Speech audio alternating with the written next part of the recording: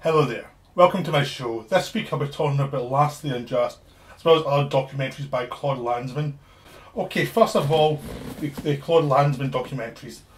I'll start with the smaller ones, shorter ones, which are about an hour long, really. I mean, I'm reading the box because these are from the Master Cinemas collection. These are Sobibor, Visitor from the Living, the Karski report. And finally, Last of the Unjust is the 4-hour documentary, the end of it. Okay, to start off, we'll look at the Visitor from the Living. Visitor from the Living is a documentary about a man who reported on the Jewish Holocaust to the Americans, and it looked at what he said to Roosevelt and to all the Americans, what was actually going on during the Holocaust. What the whole film actually looked into was how people could not actually deal with the horrors of the Holocaust, of the reality, how people still couldn't really believe it was going on because it was so out of anyone's imagination. It was basically beyond comprehension. So they knew the Nazis were evil, they knew they had to be destroyed, but they couldn't quite understand that they were actually mass killing all the Jews. They didn't understand it, they just thought they were in the ghettos. And then when the reports came in, and this man went and met Roosevelt and met various people in the American government, they would say basically, I accept your report, I just don't believe it, because they just couldn't quite fathom what was going on. So basically how the process of how that never really got out as much as people would expect during the war. I mean, in Europe people knew what was going on, but in America they couldn't quite, they just couldn't take it, they just couldn't understand how people could be that evil. So it's a very good documentary. The man himself presented himself well, but it's a minor documentary compared to Shoah, but it's still fascinating about how actually decisions are made in government and how people can't comprehend the reality of what's going on, which suggests it's something that happens again and again, because I'm sure in any war reports come in and no one can quite believe them to start with until they get the proof of what's actually going on. So it's an excellent documentary and it's definitely worth seeing. The next one is the Karski report, which is the man who visited the Jewish ghettos and did a report saying they were humane, the Nazis were not killing people, and basically how he was fooled. Because you saw from his point of view, you saw why he became an investigator for the Red Cross, International Red Cross, how he could be fooled, and basically how the Nazis prepared all of this so that they could say to the world, look, we're not as bad as the rumours are actually suggesting we are, even though they were doing so much worse than the rumours were suggesting.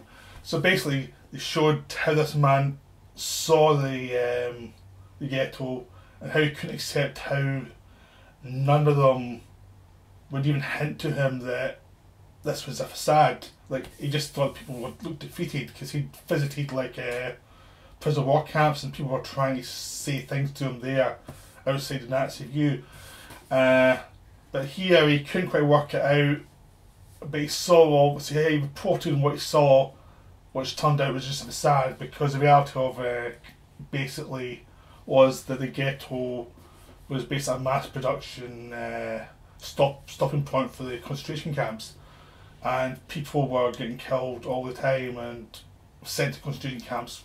And it was just like how people could be blinded by what they expected to see, and how the Nazis were very careful about what they presented to the world.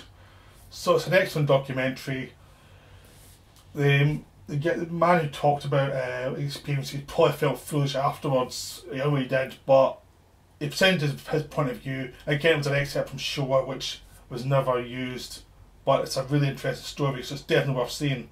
The final documentary is Sobibor, and that was about how they escaped from Sobibor, which was another concentration camp that was mass-producing murder all the time, and basically the people who worked there, the Jews who worked there, pretty much to death, how they realised they had to escape from Sobibor, otherwise they were going to get murdered because the place was going to get shut down and anyone working there was going to die. So they created a mass escape, and which succeeded because they basically escaped from the concentration camp. Most of them were actually captured and killed after that, but it was all about how they did it and how they could work out how to defeat the Nazis and how they could use the Nazis' habits against them. And basically, again, looked into the conditions of our death camp and how horrible it was and what it took to survive. And it was basically from the point of view of a man who'd escaped from quite a few concentration camps before and who finally ended up in Sobibor and escaped from that, and he finally properly escaped. So it's a very good documentary. Again, because it's an excerpt from Shoah, it doesn't feel as strong as Shoah, but it's still very interesting about how people escape from hell, basically. The final main documentary is Last the Unjust, which is from the point of view of there was a Jewish council who talked to the Nazis, and they were the ones who had to deal with the Nazis in this Jewish ghetto and who had to run the ghetto even though the political circumstances were horrific. And basically there was a no-win situation. This man was the final Jewish councillor who ran the ghetto. So three of them were all, and the first two were murdered. Because eventually they were going to run out of luck and they were going to alienate the Nazis. And it was just about how he was trying to survive and how he went to when he was sent to the ghetto, what he did to try and ensure its survival. Because they knew that the D-Day had happened, they knew that the Allies were coming, they just had to survive until the Allies got there. So he was like trying to make sure that that basically people kept alive, that diseases didn't spread, didn't give them an excuse to mass murder, and just try to find an excuse to make people survive.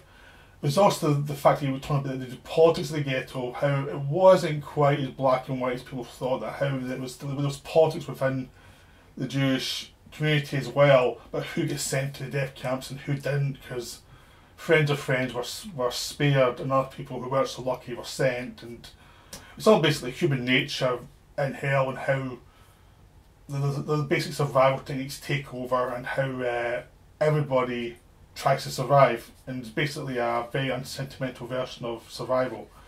This man was very controversial within the Jewish community after the war because he was blamed for lots of things, and he never went to Israel after that, and he was accused of, I think he was tried even, and he was found not guilty. Basically he had to try and survive a situation no one could really get out of.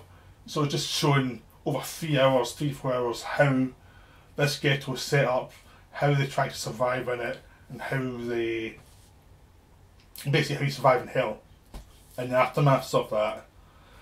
So it's a wonderful documentary. I mean, it's a one documentary that's on par with Shoah because it deals with a lot of information, but it does it in a very human way, and you actually do feel like it's more than a talking head. It's actually about showing the location, showing the survival, the politics, and it's just wonderful. It's definitely one to see if you have any interest in human history and basically humanity at its basis. This is one to see.